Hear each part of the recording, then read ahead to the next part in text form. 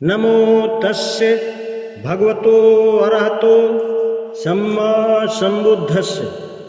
उपेक्षित व निम्न वर्ग के लोगों की प्रव्रज्या, उपाली नाई की प्रव्रज्या तथागत ने धम्म की राह बताई। लौटते समय नाई उपाली ने सोचा, शाक्य प्रचंड स्वभाव के हैं। यदि मैं इन गहनों को लेकर वापस गया तो यह सोचकर मुझे मार डालेंगे कि मैं साथियों की हत्या करके और उनके गहने लेकर भाग आया हूँ। मैं भी क्यों ना बुद्ध के धम्म के उसी मार्ग पर जाऊं जिस पर ये शाक्य कुल पुत्र गए हैं। सचमुच ही क्यों ना मुझे उनके पीछे पीछे जाना चाहिए। नाई उपाली के मन ही मन यह प्रश्न किया। उसने अपनी पीठ पर से गहनों की गठरी उतारी और उसे एक पेड़ पर लटका दिया। उसने कहा, जिसे यह गठरी मिले वह उसे उपहार समझकर ले जाए। इसके बाद वह शाक्यों के पीछे पीछे जाने के लिए लौट पड़ा। शाक्यों ने उसे दूर से आते देखा तो उसे देखकर वे बोले, हे अच्छे उपाली, तू किस लिए लौट आया है? तब उसने अपने मन की बात बताई। शाक्य कुलपुत्र बोले, उपाली, तूने ठीक ही किया, तू वापिस नहीं गया, क्योंकि शाक्य निस्संदेह प्रचंड है। शायद वे तुझे मार ही डालते। और वे उपाली को अपने साथ लेकर वहाँ पहुँचे जहाँ तथागत ठहरे हुए थे।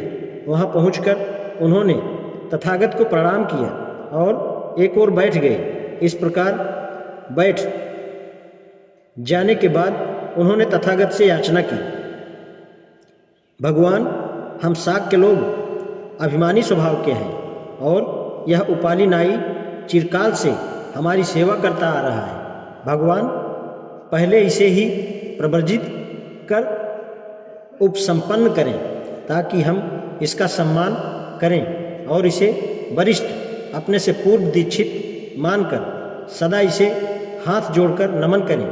इस प्रकार शाक्य होने का हमारा अभिमान विनम्रता में बदल जाएगा। तब तथागत ने पहले नाई उपाली को ही प्रव्रजित और उपसंपन्न किया। इसके बाद उन दूसरे शाक्य कुल पुत्रों को क्रम से भिक्षु संघ में दीक्षित किया। सुनीत मेहतर की प्रव्रज्या। बुद्ध के संघ में उच्च सम्मान मिला। राजगृह में एक सुनीत नाम का सफाई कर्मी रहता था। गृहस्थों द्वारा सड़क के किनारे फेंका गया कूड़ा कचरा साफ करना ही उसकी जीविका का साधन था। यही उसका वंशानुगत पेशा था, जिसे दूसरे लोग हीन समझते थे। एक दिन प्रातःकाल की आरंभिक बेला में तथागत उठे, चीवर धारण किए और बहुत से भिक्षुओं के साथ भिक्षाटन के लिए निकल पड़े। अब उस समय सुनीत सड़क पर सफाई कर रहा था और कूड़ा कचरा इकट्ठे करके ढेर लगा रहा था, जिसे बाद में टोकरी में भरकर वह उसे बहगी में डालने लगा।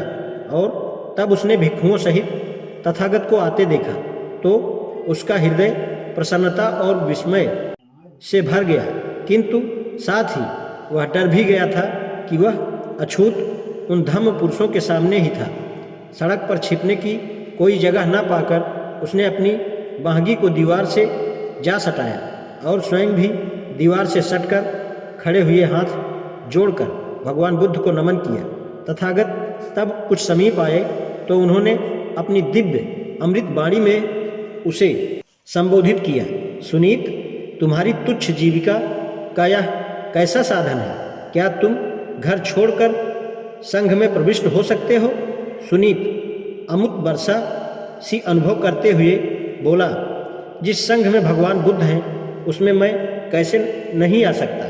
कृपया आप मुझे संघ में प्रविष्ट करने का कष्ट करें। तब तथागत के सम्यक संबुद्ध मुखारबिंद से निकला, भिक्षुआ। इस एक वचन से ही सुनीत को प्रव्रज्या और उपसंपदा मिल गई तथा वह पात्र चीवर से युक्त हो गया।